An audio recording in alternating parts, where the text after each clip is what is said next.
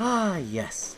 The good people at Sony assuredly made this film because they have a passion for the character and a desire to faithfully adapt it, right? I mean, what other reason could there be? Oh. Okay, jokes aside, I am still morbidly curious about this movie. Even more so after Trailer 3 came out. Why didn't I do a video on Trailer 2, you might ask? Not enough material to talk about.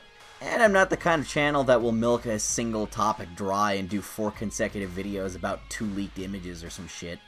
I have some dignity, thank you, unlike Amy over here. That making something really good was actually made economic sense. But now I'm back because there's content, and this is looking more like an actual movie, with things in it, and stuff. So in the past 2 trailers, we get a lot more footage of Tom shooting black goo out of his orifices and whatnot. I guess they had more time to finish rendering those effects like I was talking about. The CGI looks, well, serviceable. It'll look better in the final film, I'm sure. Because it's a trailer, and that's how it works, and I don't know why people need to have this explained constantly. Between these 2 trailers, I feel like there's finally enough to go over, and I want to take it piece by piece. Let's start with what I thought worked. Venom looks just how I want him to. He's just the right height and size, and his facial animation looks pretty good. He seems like he moves and fights about how he should, minus the webbing, of course.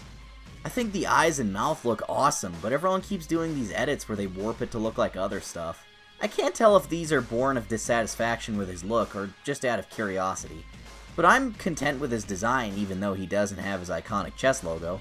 Todd! It will forever be funny to me that everyone is now coming out as the sole creator of Venom because there's a movie releasing, after decades of being called co-creators.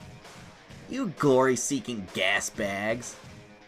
The other symbiotes look great too, and hey, we've pretty much all but confirmed the 5 Venoms. Look, we got this guy over here as one of them. This chick has symbiote blade thingies, so I can imagine she's probably Agony or Scream.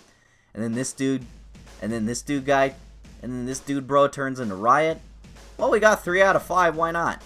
I know a lot of people are up in arms about Carnage not being the bad guy, but I will reiterate my point from the other video, that he feels like too complicated of a villain to introduce in the first one. You don't put the Joker in Batman Begins, save him for Dark Knight. Is that comparison way off base considering the quality of these films? Haha, yeah. I mean, Riot's cool. Look at him. If that is Riot. He actually kind of looks like Phage, too. Or Lasher? You know what? It gets a little hard to tell them apart. Even the people making the comic got confused. Whatever, he's a dude symbiote man, and whenever him and Venom fight, the imagery gets super cool. Look at this! Oh hey, also look at that. I appreciate little nods to comic stuff, too. This shot of the Venom head looking at Eddie is one of my favorite visuals from the comics. It's a literal devil on his shoulder. The look of the film is just correct. I like the designs, the colors, the look of the fights. It looks pretty much exactly how I imagined Venom would translate to a film. Plus points on that. And while yes, I'm aware that this doesn't equate to quality storytelling and acting, I do just want to say that I enjoy that individual aspect of it so far. And then of course, I gotta talk about the thing I was really happy with. Venom talks like Venom. Eyes, lungs, pancreas, so many snacks, so little time. Which is like a kooky edgelord who wants to scare the crap out of people by talking about eating them all day. I think some people are put off by Venom making comments like these, but like, that's how he talks. It was the 90s, man. It was a different time. He's basically doing that thing Violator does. But Venom is actually cool, so it's slightly less cringy. Slightly. Like, I know a lot of people imagine the character as this big, scary horror monster that just runs around terrorizing and eating people. But if you actually read this stuff, he was kind of a goof. Even as far back as his first appearances, he's making wisecracks and singing Strangers in the Night while chasing the bad guys. Granted, the turd in the wind comment may have come across as a little crass, but I still don't find it that out of character. A couple things I know they won't adapt are the parts where Eddie talks about his suit as his creepy lover, eats mountains of chocolate, acts religious, and then gets cancer. Sure, I guess there's a bit of a tone issue present, but for the moment I'll point that at the company that has to edit the trailer. Venom is a serious and violent story with a mostly goofy main character, so the tone for the trailer might come off as a little dissonant between his dialogue and then, well, everything else. I get this vibe from the action scenes that reminds me a lot of the film Upgrade. Not only because Tom Hardy is nearly indistinguishable from that guy, but because he's a guy who isn't in control of his body fighting dudes while a separate entity is calling the shots in his brain. I kinda like that because it means Eddie and the suit are at odds. Then they'll have to learn to work together as a team to more efficiently kill this guy in a spectacularly gory fashion, probably via exploding him with a grenade inside of his stomach or using falling debris to decapitate him. I don't know why those two specific guesses sound right to me, but they do. Now on to what y'all came here for. Bitching and moaning time. Okay, let's see, what do I not like? I can't tell who's more incomprehensible, Tom Hardy's ever-changing accent or Venom's 4.1 billion vocal filters. Eddie sounds like he's gargling a mouthful of Charlie Hunnam's and Jay Courtney's. I'm Eddie Brock. Everyone is I love something the government. I always need to find myself. And God, is this dialogue clunky.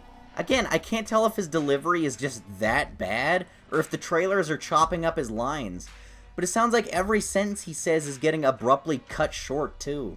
And I have been questioning something the government may not be looking at. I actually had to watch these parts twice to understand what he said. I really hope that this voice is subject to change and will be more clear in the theatrical version. Of course, I could just redub it. Again. We will eat both your arms and then both of your legs, and then we will eat your face right off your head. You will be this armless, legless, faceless thing, won't you? Rolling down the street like a turd in the wind. I was right with that one shot having unfinished CGI. I kinda hate that this is common practice for trailers now, because then I always see this shot in the movie and think, yep, I saw this before they finished it. Whatever happened to maintaining the illusion? I can't help but notice Anne Wang is in these trailers less and less, and I feel like that's symptomatic of her character having nothing to do in this whole movie. Yeah, that's about it for me. Everything else seems fine. I know what tops everyone else's list, though, is Spider-Man not being there. And Sony is reportedly scrambling and panicking their asses off to have Spider-Man somehow involved in this or the sequel. As we are all now painfully aware, MCU Spider-Man can't legally appear in this franchise, even though Tom, Amy, and Avi have all expressed interest in that. Two of them because they like the characters they're playing, and the other two because they like money. You know, I'm gonna get a lot of hate for saying this, but I think everyone needs to calm the hell down about Spider-Man not being there. In my video of Trailer 1, I argued the other side of the debate on why Venom needs Spider-Man, but in the months since, I've reread a lot of classic Venom books as well as Don Cates' new series, and I think it's really changed my mind on the subject. Venom doesn't need Spider-Man to be interesting. He stopped being a Spider-Man villain decades ago. Sure, they fought a few times over the years, but he barely considers Spider-Man his nemesis anymore, and they work together just as often as they fight. I understand he makes a great foil for Spidey, and he was introduced with Spider-Man, but Peter Parker hasn't been important to the character of Eddie Brock in so long. We've had so many stories about Eddie or the symbiote doing stuff without even so much as a mention of his name. I think Venom has evolved past just being a screeching maniac with a revenge boner for Spider-Man even though he didn't do anything wrong. Granted, Spider-Man is an important element of Venom's origin, but in 300 issues of his solo series, Spidey has only shown up about 12 times or so, depending on what you consider part of Venom's solo run. Think of it like this. Deadpool first appeared as a random one-off villain to job for Cable and narrowly avoid stabbing him in the dick, but then ultimately had Cable appear as an antagonist in Deadpool's film adaptations, who would then try to stab other people's dicks. The Punisher started as a Spider-Man antagonist, but now people rarely associate the two as being related. Moon Knight started as a werewolf hunter in some book for a fucking werewolf superhero no one cares about. Wolverine was an assassin sent to kill the Hulk, but now we get a trilogy of films where Bruce Banner doesn't even show up to the party. Even in one that's adapted from a storyline where Hulk is the main villain, these characters are introduced with one purpose, but that eventually changes. They find new meanings, new goals, new enemies, new desires, new dicks to stab.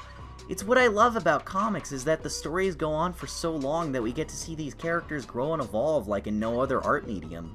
I think a lot of us Spidey fans have so many fond memories of this rivalry from the cartoons and the games and the early comics. But Venom isn't that one note anymore. He's become this street-level hero with a cheesy but dark sense of humor that has ties to the cosmic half of Marvel, with elements of eldritch horror. That's pretty unique and cool to me. So yeah, does it suck that we won't get to see Spidey and Venom fight? Yeah. Does it ruin Venom's whole character? Not necessarily. Don't get me wrong, there's still reasons to hate this trailer, and I trust Sony to make a competent movie as much as the next guy. How dare you? But I'm still trying to keep an open mind. To surmise, the movie looks about right visually. It has those neat little fanboy nods, and it seems to have a pretty decent grasp of the character. But story, acting, and direction are all up in the air. I think everyone is entitled to think it looks bad and not trust Sony, but don't just hate on it for the sake of hating on it because it doesn't conform to your personal ideal of what it needs to be. A lot of folks have been nitpicking minor parts all over the place as the sole reason why it's garbage, but I think some of these are silly or weird complaints. And again, there are just as many legitimate criticisms too, and I agree with a lot of those. All I ask is that you judge it fairly, because none of us have even seen the thing yet. It's not fair to assume a product is completely worthless based on clips and trailers, nor is it fair to say it's flawless for the same reason. Objectivity isn't dead just yet. Keep it alive, boys and girls. Now back to eating industrial quantities of chocolate.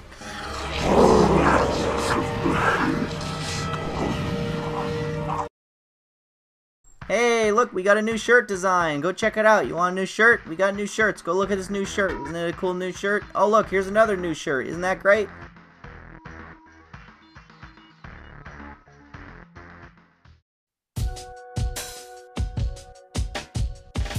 I think Venom has evolved past just being a screeching boner maniac.